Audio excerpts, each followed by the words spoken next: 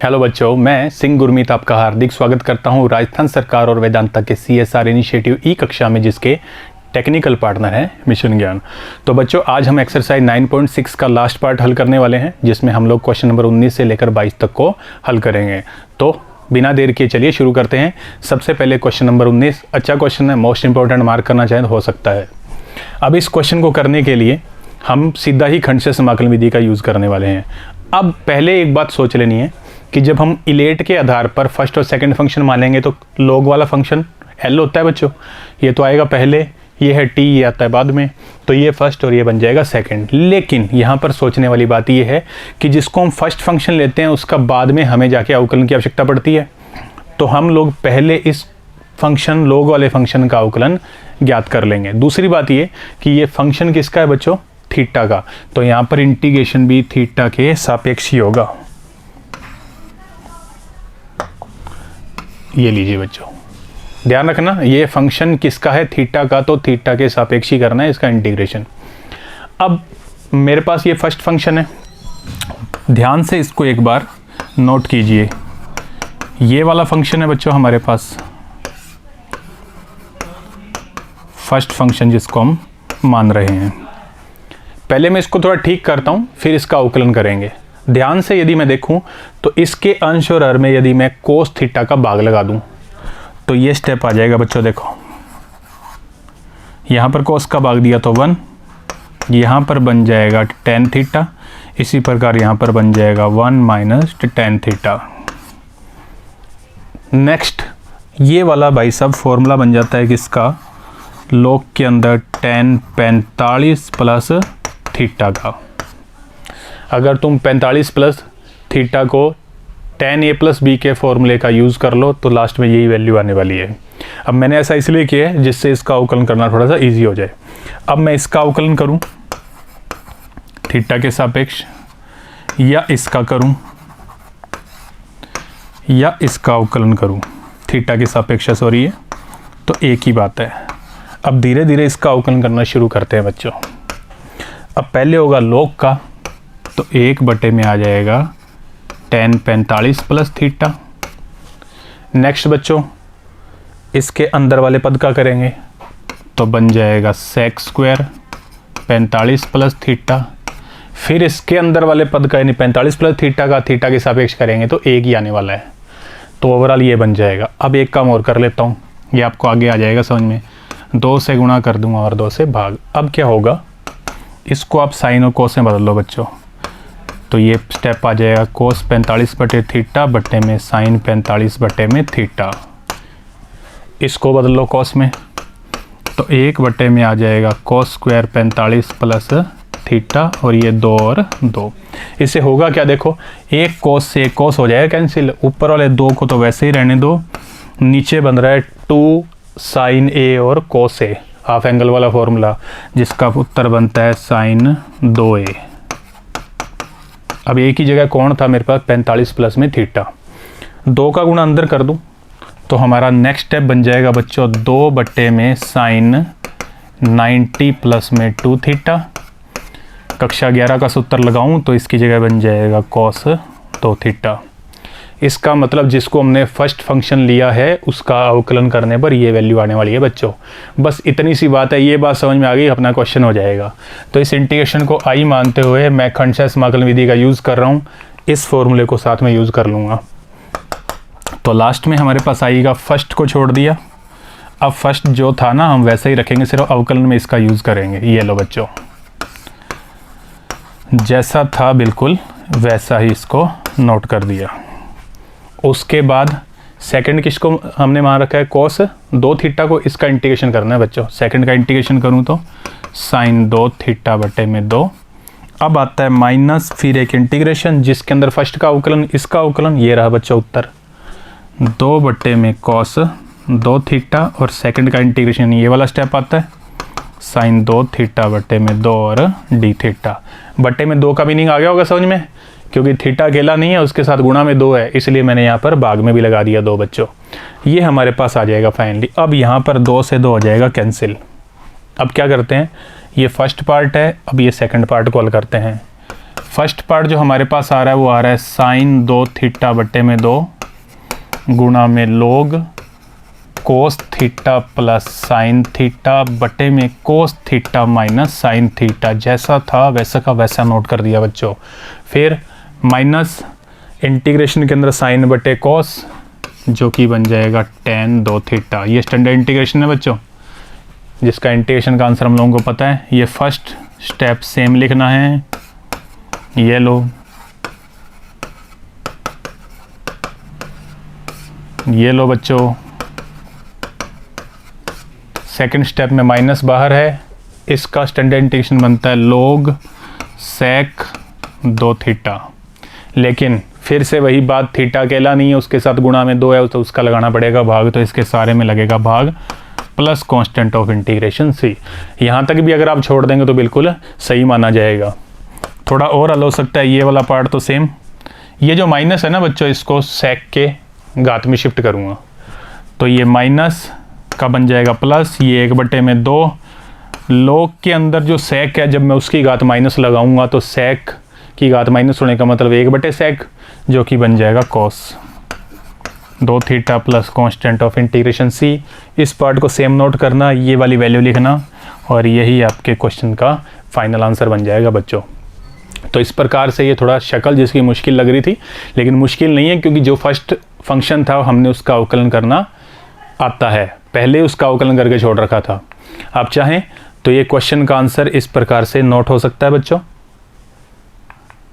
ये आपका finally last answer बन जाएगा।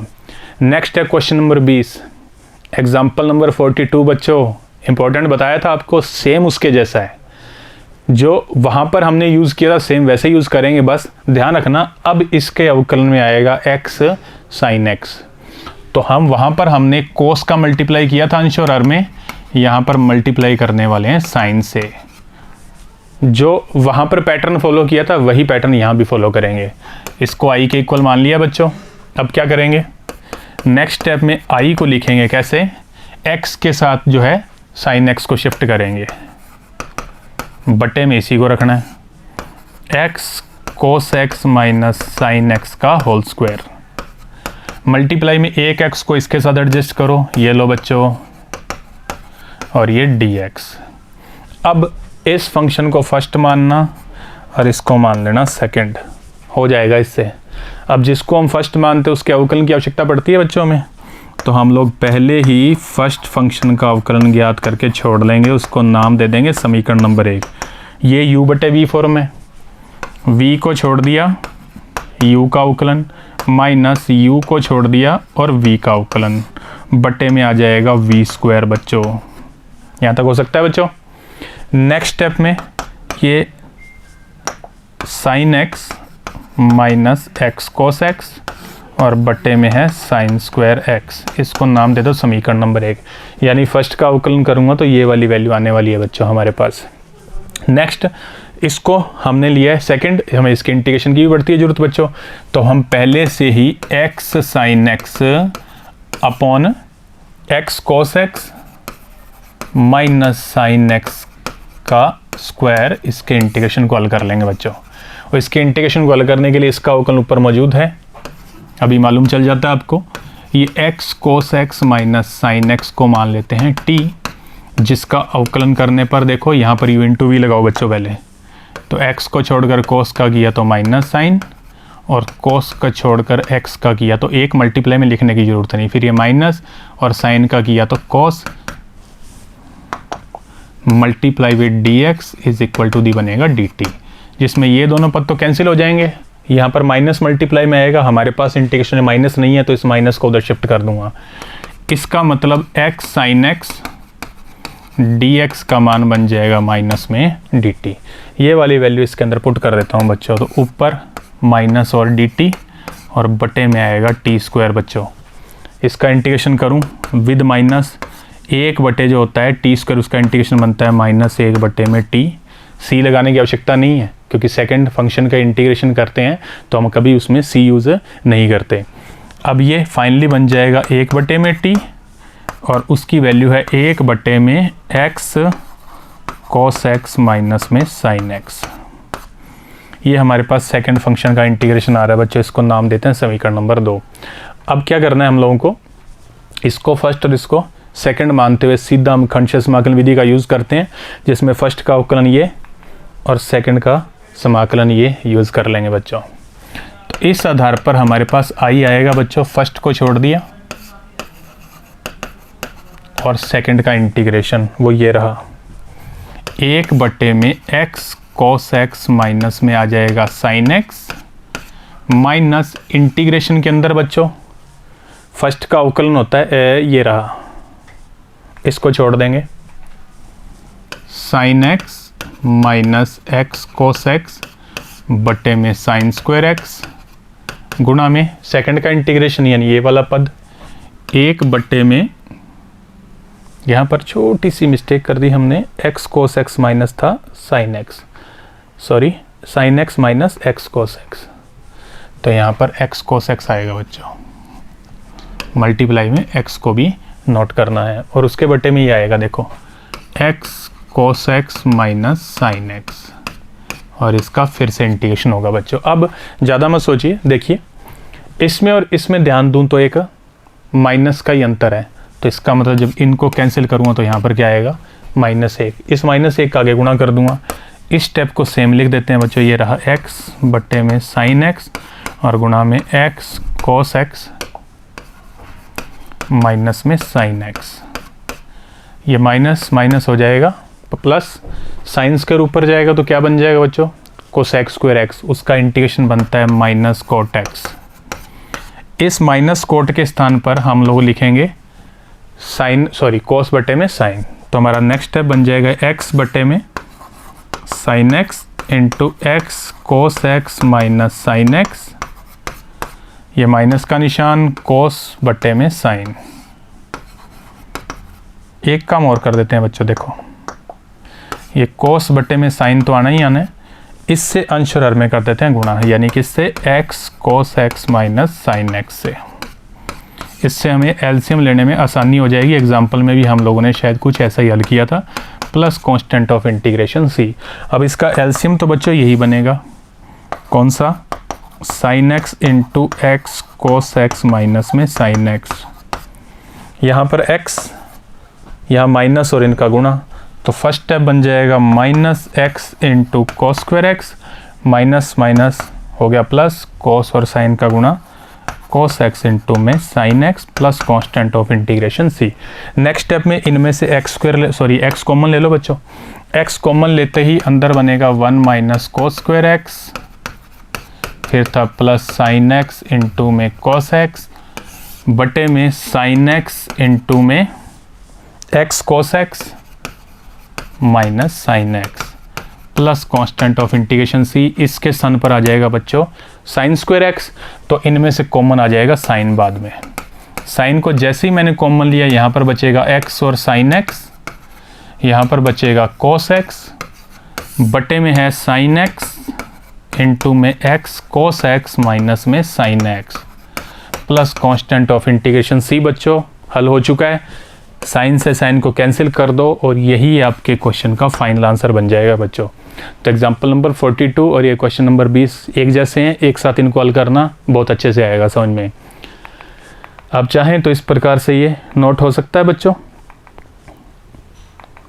और ये आपके क्वेश्चन का फाइनल आंसर बन जाएगा, इनको हटा दीजिएगा। नेक्स्ट हमारा क्वेश्चन कोस इनवर्स 1/x का इंटीग्रेशन है बच्चों। आई के इक्वल इसको मान लेते हैं, एक छोटा सा कर देते हैं काम, इसको लिख देता हूँ सेक इनवर्स x। एक्सरसाइज जो आई थी तो दो ना, उसके अंदर ये वाला एक था सूत्र छोटा सा, तो इस सूत्र को यूज़ करो, 1/x का जो मामला है वो अपने आप ही खत्म हो जाएगा। अब क्या करना है, ये सिर्फ आ गया इन्वर्स फंक्शन, हम इंटीग्रेशन नहीं जानते, तो इस इन्वर्स फंक्शन को फर्स्ट मान लो और इसके साथ जो 1 है उसको मान लो सेकेंड फंक्शन और खंडशः समाकलन विधि का यूज़ कर लो। इससे होगा क्या बच्चों, फर्स्ट को छोड़ दिया हमने, सेकंड का इंटीग्रेशन x माइनस एक इंटीग्रेशन जिसके अंदर फर्स्ट का अवकलन आएगा, और आप जानते हैं इसका अवकलन बहुत रेयर केस में यूज़ होता है, ये वाला अवकलन होता है बच्चों 1 का इंटीग्रेशन x और dx। इससे x से x कैंसिल हो जाना है, फर्स्ट स्टेप सेम लिख दो, माइनस ये 1 में एक्स स्क्वायर माइनस 1 बच गया, उसको 1 का स्क्वायर लिख दिया बच्चों, ये देखो। अब ये स्टैंडर्ड इंटीग्रेशन है, एक्स स्क्वायर माइनस ए स्क्वायर का 1 में एक्स स्क्वायर माइनस ए स्क्वायर का रूट। तो फर्स्ट स्टेप सेम, माइनस का निशान, इसका फॉर्मूला होता है log x और सेम रूट, ये लो बच्चों, plus constant of integration c, और यही आपके क्वेश्चन का फाइनल आंसर बन जाएगा बच्चों। आप चाहें तो इस प्रकार से ये नोट हो सकता है। नेक्स्ट हमारा क्वेश्चन एक इंटीग्रेशन i के इक्वल, लास्ट क्वेश्चन है बच्चों इस पार्ट का। ये इनवर्स फंक्शन है, i से व्यक्त होता है, तो इलेट के हिसाब से ये फर्स्ट होगा, इसके साथ कुछ नहीं है तो 1 तो होगा, उसको ले लिया सेकंड फंक्शन, यानी सिर्फ इनवर्स फंक्शन था तो उसको हमने फर्स्ट फंक्शन मान लिया। अब खंडशः समाकलन विधि का इस पर यूज़ करना है बच्चों। तो आप देखिए फर्स्ट को छोड़ देते हैं, ये रहा फर्स्ट, सेकंड 1, उसका इंटीग्रेशन x माइनस एक इंटीग्रेशन और आता है जिसके अंदर फर्स्ट का अवकलन, अब ध्यान रखना हमें इस पूरे का अवकलन करना है। तो पहले घात का अवकलन किया, फिर अंदर वाले साइन इनवर्स x का अवकलन किया, इसके साथ ये वाला x यानी 1 का इंटीग्रेशन फिर से आएगा बच्चों। अब ये क्वेश्चन तो हो चुका है, इसके ये पार्ट को तो सेम छोड़ दो, 2 को बाहर कर दो बच्चों। अब इंटीग्रेशन के अंदर देखो क्या बचा है, एक तो ये x, एक साइन इनवर्स x और एक ये 1 माइनस एक्स स्क्वायर का रूट। क्वेश्चन नंबर 9 आया था बच्चों ऐसा ही, वो सिर्फ इतना क्वेश्चन था हमारा, इसमें ये चीज़ एक्स्ट्रा हो रहा है तो उसको भी हम लोगों ने हल करना सीखा था। यहाँ पर साइन इनवर्स x का अवकलन है बच्चों, तो साइन इनवर्स x को मान लिया t, यहाँ से x का मान बनेगा साइन t, उसकी आवश्यकता पड़ती है हमें, तो इसका अवकलन 1/1 माइनस एक्स स्क्वायर का रूट dx इक्वल बन जाएगा dt। इस आधार पर ये वाला इंटीग्रेशन फर्स्ट पार्ट हमने सेम छोड़ दिया बच्चों, जैसा है बिल्कुल वैसा का वैसा, माइनस और 2 बाहर हैं। अब इंटीग्रेशन के अंदर बन जाएगा t इंटू में साइन t, यहाँ पर dt, यहाँ पर आ जाएगा साइन t, इसकी जगह आएगा सॉरी dt, इसकी जगह t और इसकी जगह आ जाएगा साइन t। ये सारी वैल्यू हम जब यूज़ कर रहे हैं तो ये वाला स्टेप आ जाएगा, इसको खंडशः समाकलन विधि से हल करो तो ये फर्स्ट फंक्शन और ये सेकंड फंक्शन। नेक्स्ट स्टेप में ये first step as it is note कर दीजिए, -2 को बाहर रखिए, गलती ना हो इसलिए कोष्टक लगा रहा हूँ बच्चों। फर्स्ट को छोड़कर सेकंड का इंटीग्रेशन माइनस कोस, माइनस एक और इंटीग्रेशन जिसके अंदर फर्स्ट का अवकलन, तो इसका इसी के सापेक्ष अवकलन कितना आएगा 1, लिखने की ज़रूरत नहीं। इसके बाद ये पद इसके अंदर आता है क्योंकि सेकंड का इंटीग्रेशन लिखना होता है, उसमें माइनस है, माइनस को बाहर कर दो तो सिर्फ कोस t का इंटीग्रेशन। नेक्स्ट स्टेप में ये x इंटू में साइन इनवर्स x का स्क्वायर, 2 का अंदर कर दो गुणा, बाहर साथ में माइनस भी है, तो ये बन जाएगा प्लस 2t और cos t, इनका गुणा आएगा -2 और cos का इंटीग्रेशन बन जाएगा sine plus constant of integration c। अब मानिए जी को करना है ख़त्म बच्चों, तो ये x साइन इनवर्स x का होल स्क्वायर, ठीक है, ये 2 और t, cos की जगह लिख दो 1 माइनस साइन स्क्वायर t का रूट और -2 साइन और t। इसको मैंने साइन में इसमें बदल लिया क्योंकि मेरे पास साइन का मान पड़ा है। तो अब इसके अंदर हम लोग x, ये साइन इनवर्स x का whole square as it is रखा, 2 ये जो है t इसके स्थान पर आ जाएगा साइन इनवर्स x, इसके स्थान पर आ जाएगा 1 माइनस एक्स स्क्वायर का रूट और इसके स्थान पर x लिखूं तो -2x plus constant of integration c। और बच्चों यही आपके क्वेश्चन का फाइनल आंसर होगा। आप चाहें तो ये इस प्रकार से नोट हो सकता है बच्चों, ये रहा, जिसको और आगे हल किया जाए तो ये वैल्यू बनेगी और यही आपके क्वेश्चन का फाइनल आंसर होगा बच्चों। तो इस प्रकार हमने आपकी एक्सरसाइज 9.6 को भी कंप्लीट कर दिया है। अगले वीडियो के साथ जल्दी मुलाकात करेंगे। धन्यवाद।